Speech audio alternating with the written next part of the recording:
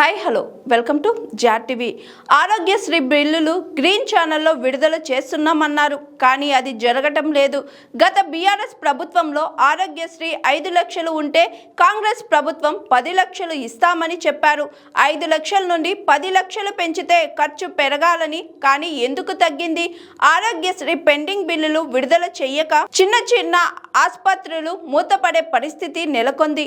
మీరు ఇచ్చిన మాట ప్రకారం ఆరోగ్యశ్రీ బిల్లులు గ్రీన్ ఛానల్ పెట్టి విడుదల చేయాలని కోరుతున్నామని అన్నారు. మాజీ మంత్రి deputy floor leader Harish Rao. రాసుకొని సమాధానం చెప్పిన రోజులు శ్రీధర్ బాబు గారు గుర్తు చేస్తా ఉన్నా. మీరు 5గురే ఉండేవాళ్ళు. బిల్స్ ఈ బడ్జెట్ పద్దులు అనేటువంటివి పాస్ చేసుకోవడం ప్రభుత్వ బాధ్యత. మీరు ప్రతిపక్షాల సహకారం తీసుకొని బిల్లు పాస్ చేసుకోవాలి, పద్దులు పాస్ చేసుకోవాల్సింది పోయి మీరే మా గొంతు నొక్కే ప్రయత్నం చేయొద్దు. ఎప్పుడైనా సాంప్రదాయం ఏంటంటే పద్దుల మీద ఎంతసేపు ఎంత మంచి డిస్కషన్ జరిగితే ప్రభుత్వానికి అంత మేలు జరుగుతుంది. ప్రభుత్వం సంయమనంతో వ్యవహరించుకొని, ఇప్పుడు అదర్ సబ్జెక్ట్స్ వేరు, పద్దులు అంటే ఇట్స్ గవర్నమెంట్ బిజినెస్. గవర్నమెంట్ తమ యొక్క బడ్జెట్ ను శాఖల వారీగా పాస్ చేసుకోవడం అనేది ప్రభుత్వం బాధ్యత. మీరు విప్పులు ఇంకా మమ్మల్ని రిక్వెస్ట్ చేసి మాట్లాడించి మేము ఇంత రాత్రి 9:30-12 గంటల దాకా ఇక్కడ ఉండి సహకరిస్తున్నామంటేనే మీరు మాకు థ్యాంక్స్ చెప్పాలా. అధ్యక్ష, ముఖ్యంగా జిఏడికి సంబంధించి మా సభ్యులు మాట్లాడలేదు కనుక ఎవరైతే మా సభ్యులు మాట్లాడిన అంశాల మీదనే మాట్లాడతాను. టచ్ చేసి చేయకుండా క్లుప్తంగానే ముగించేటువంటి ప్రయత్నం చేస్తా. ముందు ఒకటి నేను అత్యంత ముఖ్యమైన విషయము మీ దృష్టిని, ఎలియా మినిస్టర్ గారి దృష్టిని నేను తేవాలనుకుంటున్న విషయం ఏంటంటే అధ్యక్ష, మన సభా సాంప్రదాయాల ప్రకారంగా when the session is in house, no policy decision should be taken outside. అంటే విధానపరమైన ఏ నిర్ణయాన్ని కూడా సభ నడుస్తున్నప్పుడు బయట తీసుకోకూడదు అనేది సభ నియమం. I hope my friend Sridhar Babu will agree. ఈ రోజు ముఖ్యంగా జిఏడిని కూడా డిస్కస్ చేస్తున్నాం. ఆ శాఖ అత్యంత కీలకమైన నిర్ణయాన్ని ఈ రోజు ప్రకటించింది. బయట పోయి మేము మీడియాలో చూసి వస్తే ఇది సభ మర్యాదను, సభ గౌరవాన్ని తగ్గించేటువంటి నిర్ణయం. అది ఏ నిర్ణయం అంటే అధ్యక్ష, ముఖ్యంగా ఉద్యోగుల పిఆర్సీకి సంబంధించి గత ప్రభుత్వం పిఆర్సీ కమిషన్ నియామకం చేసింది. ఆ కమిషన్ యొక్క టైం 30 మార్చ్, ఈ నెల మార్చి 30వ తేదీతో కమిషన్ యొక్క కాల పరిమితి ముగుస్తా ఉంది. ఈ రోజు memo number 3347-844 by the year 2026 మరొక 6 నెలలు పిఆర్సీ కమిషన్ యొక్క కాల పరిమితిని పెంచుతూ ఒక విధానపరమైన నిర్ణయాన్ని తీసుకున్నారు. మీడియాకు బయటకు వచ్చేసింది. ఎట్లా తీసుకుంటారు మీరు? I request the honourable speaker, please give a ruling. ఆ సంబంధిత అధికారులను మీరు కాల్ చేస్తారా, వారికి మెమో ఇస్తారా? ఒక రూలింగ్ ఇచ్చి ఇంకొకసారి ఇలాంటి జరగకుండా ఉండే విధంగా ఒక స్పష్టమైన హెచ్చరిక ఆ అధికారులకు జారీ చేయాలని చెప్పి నేను కోరుతా ఉన్నా. ఇది సభ గౌరవాన్ని మంటగల్పడం, సభ మర్యాదను, సభ యొక్క విలువను తగ్గించేటువంటి చర్య. అదేదన్నా ఉంటే ఫైనాన్స్ మినిస్టర్ గారు ఈ సభలోనే ప్రకటించాల్సి ఉండే, కానీ బయట అది ఆర్డర్ ఇష్యూ చేసేస్తే ఈ సభ యొక్క మర్యాదను తగ్గించే విధమైనటువంటి నిర్ణయం తీసుకున్నారు. దయచేసి దీని మీద మీరు రూలింగ్ ఇవ్వాలని, ఎలియా మినిస్టర్ గారు కూడా స్పందించాలని చెప్పి నేను కోరుతున్నా. అది ఈ రోజు ఇష్యూ అయింది. ఇవాళ మధ్యాహ్నం 12 గంటలకు బయట మీడియాలో వచ్చింది. When the house is in session they should not. దయచేసి దీన్ని నోటీస్ చేయాలని చెప్పి కోరుతా ఉన్నా. అయితే అధ్యక్ష, మరి ముఖ్యంగా ఆ అంశానికి సంబంధించి జిఏడిలో నేను మాట్లాడాలనుకుంటున్నా. రాష్ట్ర ప్రభుత్వం మరి ఈ ఉద్యోగుల పిఆర్సీ విషయంలో ఆనాడు కాంగ్రెస్ పార్టీ మేనిఫెస్టోలో మా ప్రభుత్వం వచ్చిన 6 నెలల్లోగా పెండింగ్ డిఏలు క్లియర్ చేస్తామని, పెండింగ్ బకాయిలు క్లియర్ చేస్తామని, ఉద్యోగులకు మంచి పిఆర్సీ ఇస్తామని చెప్పి కాంగ్రెస్ పార్టీ మేనిఫెస్టోలో చెప్పింది. అధ్యక్ష, ఇప్పటికీ 2 సంవత్సరాల 4 నెలలైంది. ఇంకో 6 నెలలు పెంచిండ్రు. అంటే ఇంకొక 3 సంవత్సరాల దాకా ఈ ఉద్యోగులకు పిఆర్సీ ఇయ్యము అని ఇలా కాంగ్రెస్ పార్టీ నిర్ణయం తీసుకుంది. అంటే ఇది నమ్మక ద్రోహం కాదా అధ్యక్ష? మీరు ఎన్నికల ముందు ఉద్యోగులకు ఇచ్చిన హామీ ఏంటి, భరోసా ఏంటి? ఈ రోజు 6 నెలల పాటు మళ్ళీ ఎక్స్టెండ్ చేసినామంటే ఇక 3 ఏళ్లు నిడుతుంది. అంటే మీరు 6 నెలల్లో ఇస్తామన్నది 3 సంవత్సరాల దాకా కూడా ఉద్యోగులకు పిఆర్సీ ఇయ్యరు, డిఏలు ఇవ్వరు, పెండింగ్ బకాయిలు చెల్లించరు అనేటువంటి నిర్ణయం తీసుకోవడం ఇది ఉద్యోగులను మోసం చేయడము, ఉద్యోగులను దగా చేయడంగా మేము భావిస్తా ఉన్నాం. నేను చెప్పాల్సింది ఏంటంటే అధ్యక్ష, ఆనాడు గౌరవ ముఖ్యమంత్రిగా ఉన్నటువంటి కేసీఆర్ గారు ఈ రాష్ట్ర చరిత్రలో ఎప్పుడు లేని విధంగా వారిచ్చిన మొట్టమొదటి పీఆర్సీ, తెలంగాణ రాష్ట్రంలో మొదటి పీఆర్సీ 42% ఇచ్చి చరిత్రను తిరగరాసిండు నాడు కేసీఆర్ గారు. రెండవ పీఆర్సీ అధ్యక్ష, రెండవ పీఆర్సీ కమిషన్ ఆ రోజు 7.5% మాత్రమే రికమెండ్ చేసింది. 7.5% రికమెండ్ చేసినా ఇది ఎంప్లాయీస్ ఫ్రెండ్లీ స్టేట్ గా ఆనాడు కేసీఆర్ గారు పీఆర్సీ కమిషన్ 7.5% చెప్తే లేదు, వీళ్ళు మా ఉద్యోగులు, తెలంగాణ ఉద్యమంలో మాతో పాటు పోరాడినటువంటి ఉద్యమకారులుగా, ఉద్యోగులుగా, ఈ తెలంగాణ రాష్ట్ర అభివృద్ధిలో భాగస్వాములుగా గుర్తించి పీఆర్సీ కమిషన్ 7.5% చెప్తే 30% ఫిట్మెంట్ ఆ రోజు కేసీఆర్ గారు ఇచ్చారు. అంటే ఉద్యోగస్తులకు గత బీఆర్ఎస్ ప్రభుత్వం 72% ఫిట్మెంట్ ఇచ్చింది. తెలంగాణ ఉద్యమ ఇంక్రిమెంట్ ఇచ్చింది. మొన్న ఎన్నికల ముందు పీఆర్సీ రిపోర్ట్ రావడం లేట్ అవుతుందని చరిత్రలో ఎప్పుడు లేని విధంగా పీఆర్సీ కమిషన్ రిపోర్టు రాకముందే 5% ఐఆర్ ను కూడా ఇచ్చినటువంటి ఘనత బీఆర్ఎస్ ప్రభుత్వాన్ని. కానీ మీరు ఈ రోజు ఇంకొక 6 నెలలు మేము పీఆర్సీ కమిషన్ అసలు అడగకుండానే ఎక్స్టెన్షన్ ఇస్తున్నారు. Commission is ready for giving the report. అంటే మీరు ఉద్యోగులకు పీఆర్సీ ఇచ్చే ఉద్దేశం లేక 6 నెలలు పొడిగించుకుంటూ పోయి ఇలా ఉద్యోగస్తులను దగా చేస్తున్నటువంటి ప్రభుత్వంగా మేము భావించాలి. 5 ఏళ్లకు ఒక పీఆర్సీ సార్, ఇప్పుడు మీరు చెప్పిన ప్రకారం 3 ఏళ్లు అయిపోతుంది. అంటే పీఆర్సీ కాల పరిమితి మూసేలోపు కూడా మీరు పీఆర్సీ ఇచ్చేటువంటి పరిస్థితి కనబట్టలేదు. దయచేసి ఈ అమౌంట్ రద్దు చేయాలని, తక్షణమే ఉద్యోగస్తులకు పీఆర్సీ ప్రకటించాలని మీ ద్వారా రాష్ట్ర ప్రభుత్వాన్ని నేను కోరుతా ఉన్నా అధ్యక్ష. అదేవిధంగా ఉద్యోగస్తులకు 5 డిఏలు కూడా పెండింగ్ లో ఉన్నాయి, వాటిని కూడా మేము క్లియర్ చేయాలని చెప్పి మీ ద్వారా ప్రభుత్వాన్ని కోరుతా ఉన్నాం అధ్యక్ష. మరి నిరుద్యోగులకు మోసమైంది అధ్యక్ష, ఉద్యోగులకు కూడా మోసమైంది అధ్యక్ష. ఉద్యోగాల విషయం కూడా జీఏడీ చూస్తుంది అధ్యక్ష. మరి ఆ రోజు కాంగ్రెస్ మేనిఫెస్టోలో మొదటి సంవత్సరమే 2 లక్షల ఉద్యోగాలు ఇస్తామని చెప్పి ఈ రోజు వరకు ఇచ్చినటువంటి ఉద్యోగాలు 16,978. ఇది నా లెక్క కాదు. నిన్న గౌరవనీయులు కేటీఆర్ గారు అసెంబ్లీలో క్వశ్చన్ అడిగితే ప్రభుత్వమే ఇచ్చిన సమాధానం, కాంగ్రెస్ పార్టీ వచ్చిన తర్వాత మేము నోటిఫికేషన్ ఇచ్చి మేము భర్తీ చేసిన ఉద్యోగాలు 16,978 అని శాసనసభలోనే నిన్న ప్రభుత్వం సమాధానం చెప్పింది. మీరు చెప్పింది 2 లక్షల ఉద్యోగాలు, ఇచ్చింది 16,978. అదేవిధంగా అధ్యక్ష, దయచేసి మేము కోరేది ఒక్కటే, మరి 2 లక్షల ఉద్యోగాలు ఎప్పట్లోకి ఇస్తారు? ఇచ్చిన మాట ప్రకారంగా నిరుద్యోగ భృతి ఇస్తారా? గౌరవ మంత్రి గారు తన సమాధానంలో చెప్పాలని చెప్పి కోరుతా ఉన్నా. అదేవిధంగా అధ్యక్ష, ఉద్యోగుల విషయంలో మీరు ఇవాళ రిటైర్డ్ ఉద్యోగులు ఉన్నారు, వాళ్ళ విషయంలో మేము మొన్న కూడా అసెంబ్లీలో అడిగాం.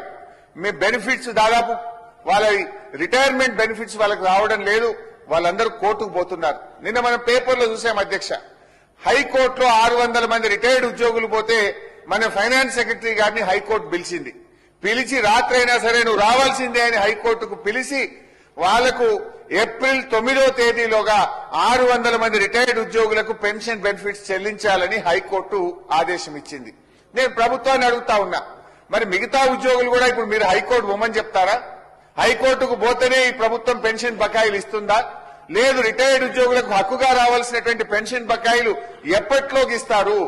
రిటైర్ అయ్యి ఇంటి దగ్గర పిల్లలతో ఉండాల్సినటువంటి, మనమలతో ఉండాల్సినటువంటి, మనమరాలతో ఉండాల్సినటువంటి ఉద్యోగులు కోర్టుల చుట్టూ తిరగడం ఎంతవరకు ఈ ప్రభుత్వానికి శోభనిస్తుంది? దయచేసి ఒక నిర్ణయం తీసుకోండి. ఇప్పుడు ఆల్రెడీ 600 మంది కోర్టుకు పోతే కోర్టు డైరెక్షన్ ఇచ్చింది. మిగతా వాళ్ళు కూడా మళ్ళీ వకీలం పెట్టుడు, కోర్టుల చుట్టూ తిరుగుడు, మన చీఫ్ సెక్రటరీని, మన ఫైనాన్స్ సెక్రటరీ హైకోర్టుకు పిలిచి మరి ఆ పరిస్థితి ఎందుకు తెచ్చుకోవడం? దయచేసి ప్రభుత్వమే ముందుకొచ్చి ఆ రిటైర్డ్ ఉద్యోగులందరికీ కూడా తక్షణమే పెన్షన్ బెనిఫిట్లు చెల్లించాలని, దాని మీద మంత్రి గారు ఒక స్పష్టమైన సమాధానం ఇవ్వాలని చెప్పి కూడా రిటైర్డ్ ఉద్యోగుల పక్షాన కూడా నేను ప్రభుత్వాన్ని కోరుతా ఉన్నా. అదేవిధంగా సిపిఎస్, ఓపీఎస్ పెన్షన్, ఆనాడు కాంగ్రెస్ పార్టీ మేము వస్తే ఓల్డ్ పెన్షన్ స్కీమ్ తెస్తామని చెప్పారు. ఓల్డ్ పెన్షన్ స్కీమ్ మీద ఇప్పటి వరకు క్లారిటీ లేదు. పైగా ఆ కాంట్రిబ్యూషన్ కూడా రాష్ట్ర ప్రభుత్వం చెల్లించట్లేదు. నేను మంత్రి గారిని అడుగుతా ఉన్నా, నా దగ్గర ఉన్న సమాచారం ప్రకారం సబ్జెక్ట్ టు కరెక్షన్, తప్పైతే మీరు సరిచేయండి. ఓల్డ్ పెన్షన్ స్కీమ్ తేలేదు కదా, ఈ కట్టాల్సిన కాంట్రిబ్యూషన్ కూడా 1000 కోట్ల రూపాయలు కాంట్రిబ్యూషన్ కూడా కట్టకపోవడం వల్ల ఆ సిపిఎస్ ఉద్యోగులు రోడ్డు మీద పడే పరిస్థితి వచ్చింది.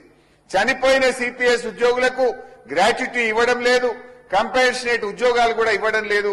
అది కాంగ్రెస్ పార్టీ మేనిఫెస్టోలో మీరు పెట్టారు. దయచేసి వాళ్ళ గ్రాట్యుటీ ఇవ్వండి, కంపాషనేట్ ఉద్యోగాలు ఇవ్వండి, కాంట్రిబ్యూషన్ చెల్లించండి. ఓల్డ్ పెన్షన్ స్కీమ్ ఎప్పట్లోగా తెస్తారో కూడా ఒక స్పష్టత ఇవ్వాలని చెప్పి కూడా మీ ద్వారా ప్రభుత్వాన్ని కోరుతా ఉన్నా అధ్యక్ష. ఇకపోతే అధ్యక్ష చాలా విషయాలు ఉన్నాయి కానీ టైంను దృష్టిలో పెట్టుకుని నేనే కట్ షార్ట్ చేసుకుంటున్నా అధ్యక్ష. మరి జీఐడీలో ఇంకొక ముఖ్యమైన విషయం, ఒకటి ఉద్యోగులు, రిటైర్డ్ ఉద్యోగులు, సిపిఎస్, ఓపీఎస్, నిరుద్యోగులు ఉద్యోగాల గురించి మాట్లాడినాం అధ్యక్ష. జీఐడీలో మరో ముఖ్యమైన విషయం, సూచనలు ఇవ్వండి అని ప్రభుత్వం అడుగుతుంది. నేను రాజకీయంగా మాట్లాడలేదు, సూచనే ఇస్తున్నా. తీసుకుంటే మీ విజ్ఞత, తీసుకోకపోతే కూడా అది మీ ఇష్టం అధ్యక్ష. ఈరోజు రాష్ట్ర ప్రభుత్వము ఐఏఎస్, ఐపీఎస్ల విషయంలో ప్రతి 6 నెలలకు 3 నెలలకు ట్రాన్స్ఫర్లు చేస్తా ఉన్నారు. ఇప్పటి వరకు దాదాపు 10 సార్లు ట్రాన్స్ఫర్ చేశారు. హెచ్ఓడి అంటే head of department, average HOD time ఈ గవర్నమెంట్ లో 6 to 8 months. 6 నెలలకు ఒక హెచ్ఓడిని ట్రాన్స్ఫర్ చేస్తే ఆ శాఖ మీద పట్టొచ్చి, శాఖ మీద అవగాహన కలిగి, ఢిల్లీలో జాయింట్ సెక్రటరీలతో పరిచయాలు పెంచుకొని, సెంట్రల్లీ స్పాన్సర్డ్ స్కీమ్స్ ను ఎప్పటికప్పుడు యూసీలు పంపి కేంద్రం నుంచి డబ్బులు తేవాలంటే నువ్వు 6 నెలలకు ఒక సెక్రటరీని ట్రాన్స్ఫర్ చేస్తే ఎట్లా పనిచేస్తారు? నేనేదో నోటి మాటతో చెప్పట్లేదు అధ్యక్ష. మీరు విద్యుత్ శాఖలో 5 అధికారులు మారారు అధ్యక్ష. దాంతో చాలా తీవ్రమైన ప్రభావం చూపింది. సింగరేణి సీఎండీలు 4 అయ్యారు, జీహెచ్ఎంసీ కమిషనర్లు 4 మారారు, ఐఎన్పిఆర్ లో 4 మారారు, పాఠశాల విద్యాశాఖ కమిషనర్లు 4 మారారు, ఆరోగ్యశ్రీలో 8 మంది సీఈఓలు మారినారు. మనం పీఎం స్కీమ్ లో చేరినాము. ఆరోగ్యశ్రీ సీఈఓ ఎప్పటికప్పుడు అప్లోడ్ చేసి ఢిల్లీలో జాయింట్ సెక్రటరీతో పరిచయం పెంచుకుంటే ఢిల్లీ నుంచి రావాల్సిన నిధులు వస్తాయి. మీరు ఉన్న 2 ఏళ్ల 4 నెలల్లో 8 మంది సీఈఓలను మారిస్తే ఆరోగ్యశ్రీ అర్థమయ్యే వరకే వాడిని కుర్చీలకెళ్ళి తీసేవట్టిది. ఎట్లా పరిపాలన ముందుకు సాగుతుంది? దయచేసి మీరు ఆలోచించండి. మున్సిపల్ శాఖలో 5, ఐటీలో 3. ఇవాళ ఐటీలో చీఫ్ సెక్రటరీనే పెట్టిండ్రు. ఆయన 3 నెలల్లో ఎక్స్టెన్షన్ మీద ఉన్నాడు. ఆ శాఖ అర్థమయ్యే వరకే మళ్ళీ కొత్త సెక్రటరీ వస్తాడు. ఐటీలో 3, మైనింగ్ లో 6, నేషనల్ హెల్త్ మిషన్ లో 3, ఇట్లా 140 మంది ఐఏఎస్లను ట్రాన్స్ఫర్ చేసినారు. నచ్చకపోతే మార్చు. రంగారెడ్డి కలెక్టర్లు 4 మారింది సార్ మీ జిల్లా. రంగారెడ్డి జిల్లాలో 2 ఏళ్ల 4 నెలల్లో 4 కలెక్టర్లు మారుతారా సార్? ఈ రకంగా పరిపాలన ముందుకు సాగుతుందా? ఇది రాష్ట్రంలో మరి ప్రజలు, ఒక జిల్లా కలెక్టర్ కు జిల్లా మీద అవగాహన పెరిగి జిల్లాలో ఉండే ఉద్యోగుల మీద పట్టు వచ్చే వరకే 6 నెలలు, ఏడాది అవుతుంది. మీరు 6 నెలలకు ఒక్కరిని తీసేస్తే ఆ జిల్లా పరిపాలన ఎట్లా జరుగుతుందో, ఇది రాష్ట్రానికి ఏ రకంగా మేలు జరుగుతుందో కూడా ప్రభుత్వం ఆలోచించాలని చెప్పి కూడా నేను కోరుతా ఉన్నా అధ్యక్ష. అంటే నచ్చితే పోస్టింగ్లు, నచ్చకపోతే బదిలీలు అనే పద్ధతి వల్ల యంగ్ ఆఫీసర్స్ యొక్క ఆత్మస్థైర్యం దెబ్బతింటది. ఐఏఎస్, ఐపీఎస్లు వాళ్ళు కూడా బాగా పనిచేయాలనే ఉంటుంది. ఈ రకంగా మార్చడం వల్ల వాళ్ళ ఆత్మస్థైర్యం దెబ్బతిని రాష్ట్రానికి నష్టం జరుగుతుంది. ఇప్పటికైనా రివ్యూ చేయండి. కేంద్రంతో సత్సంబంధాలు నెలకొల్పుకొని మరి కేంద్రం నుంచి రావాల్సిన నిధులు రావాలన్నా, పరిచయాలు పెరగాలన్నా కనీసం 3 ఏళ్లు, 2.5 ఏళ్లు ఒక అధికారి ఒక పోస్ట్ లో ఉంటే రాష్ట్రానికి మేలు జరుగుతుంది అనేటువంటిది నేను మీ ప్రభుత్వం దృష్టికి తెస్తా ఉన్నా అధ్యక్ష. అదేవిధంగా అధ్యక్ష, ఎక్స్టెన్షన్లు. గతంలో ఒక మంచి అధికారి ఉంటే మేము ఎక్స్టెన్షన్లు ఇచ్చేవాళ్ళం. ఇవాళ మీరు ఎంతమందికి ఇస్తున్నారు? ఒక 6 డజన్ మంది ఐపీఎస్లు ఇవాళ ఎక్స్టెన్షన్ మీద పనిచేస్తున్నారు. 6 డజన్ మంది ఐఏఎస్లు ఎక్స్టెన్షన్ల మీద పనిచేస్తున్నారు. 10ల సంఖ్యలో ఇంజనీర్లు ఎక్స్టెన్షన్ల మీద పనిచేస్తున్నారు. ప్రతిపక్షంలో ఉంటే ఒక మాట, అధికారంలో ఉంటే ఒక తీరనే విధంగా మీ వ్యవహారం జరుగుతా ఉంది. దాన్ని కూడా దృష్టిలో పెట్టుకోండి. అదేవిధంగా ఫర్ ఎగ్జాంపుల్ ఇంకా బాగా అర్థం కావాలంటే మీ జిల్లాలో ఒక ఎగ్జాంపుల్ చెప్తా అధ్యక్ష. మీ జిల్లా కలెక్టర్ ప్రతీక్ జైన్ అని ఉండేవారు. అక్కడ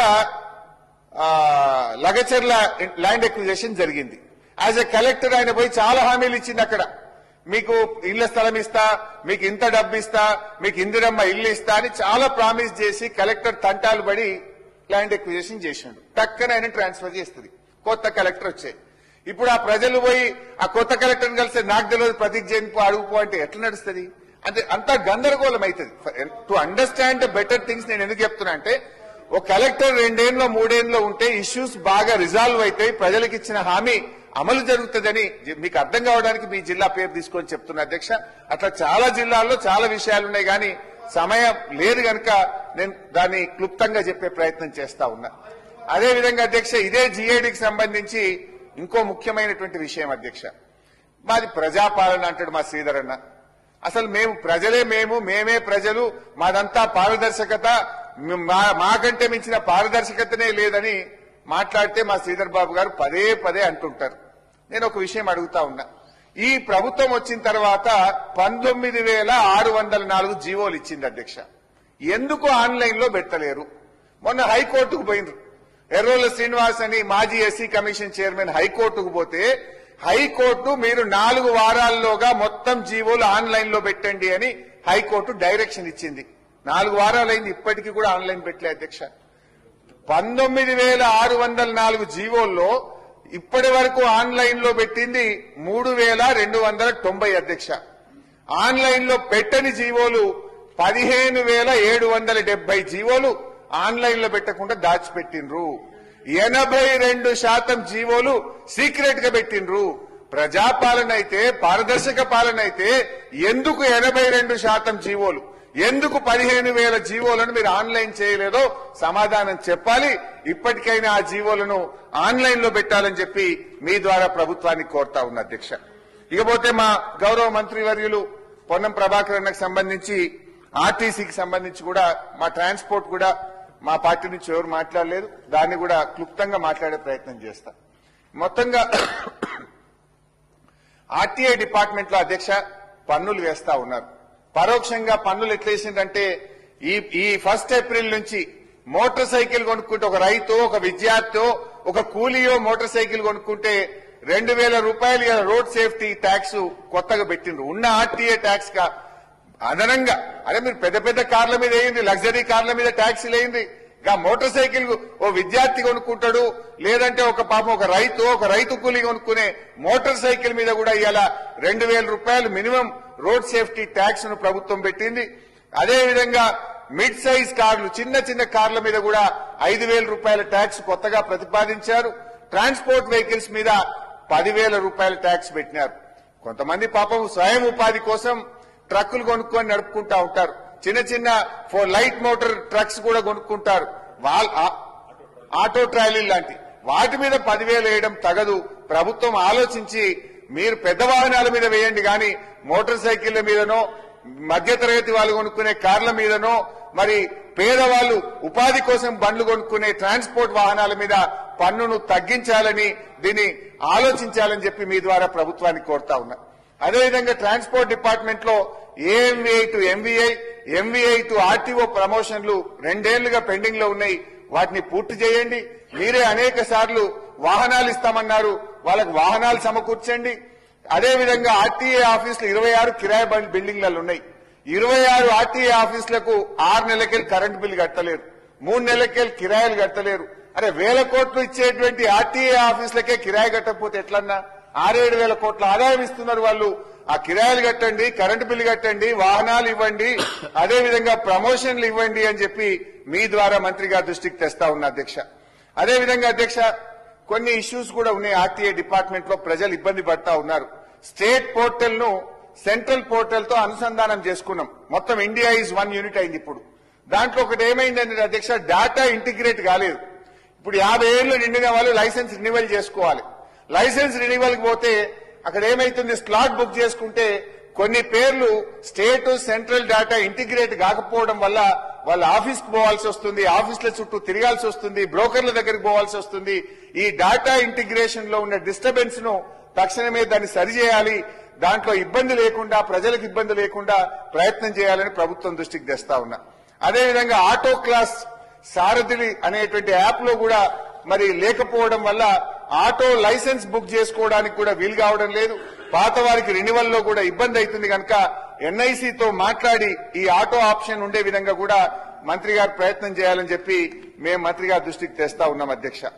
ఇకపోతే అధ్యక్ష, ట్రాన్స్పోర్ట్ ఆదాయం లాస్ట్ పాయింట్. మన తెలంగాణ వచ్చిన తర్వాత రవాణా శాఖ ఆదాయం 2 సార్లు తగ్గింది అధ్యక్ష. ఒకటి కరోనా కాలంలో, రెండోది కాంగ్రెస్ కాలంలో. కరోనా వచ్చినప్పుడు ఒక్కసారి ఆర్టీఏ ఆదాయం 2020-21లో 287 కోట్లు తగ్గితే, కాంగ్రెస్ ప్రభుత్వం వచ్చిన 2024-25లో 228 కోట్లు తగ్గింది. మరి కరోనా వల్ల తగ్గింది అప్పుడైతే, ఇప్పుడు కాంగ్రెస్ కాలంలో కూడా 228 కోట్లు తగ్గింది. ఎవ్రీ ఇయర్ ఆదాయం పెరుక్కుంటూ పోయింది. కానీ దురదృష్టవశాత్తు మరి ఈ ప్రభుత్వం వచ్చిన తర్వాత రాష్ట్ర ప్రభుత్వ ఆదాయం తగ్గుముఖం పడుతుందంటే ఇది రవాణా మంత్రి తప్పిదం కాదు, ప్రభుత్వ పాలసీ వల్ల ఎకానమీ డౌన్ కావడం వల్ల.